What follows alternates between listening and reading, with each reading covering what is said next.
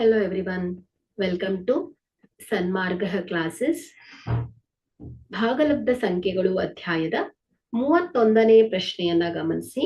-2/3 ಗುಣಿಸು 4/5 ಇವುಗಳ ಗುಣಲಬ್ಧವನ್ನ ಕಂಡುಹಿಡಿಯಿರಿ. ಸೊ ಇಲ್ಲಿ ಭಾಗಲಬ್ಧ ಸಂಖ್ಯೆಗಳ ಗುಣಲಬ್ಧವನ್ನ ಕೇಳ್ತಾ ಇದ್ದಾರೆ. ಓಕೆ, ಸೊ -2/3 ಗುಣಿಸು 4/5.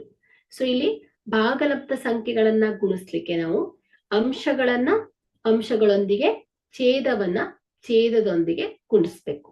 4 2 8 ಪ್ಲಸ್ ಮೈನಸ್ ಮೈನಸ್ 5 3 15. ಹಾಗಾದ್ರೆ ಫಲಿತಾಂಶ ಏನಿದೆ ಹೇಳಿ? ಗುಣಾಕಾರ ಮಾಡಿದಾಗ -8/15 ಆಗಿದೆ. Thank you.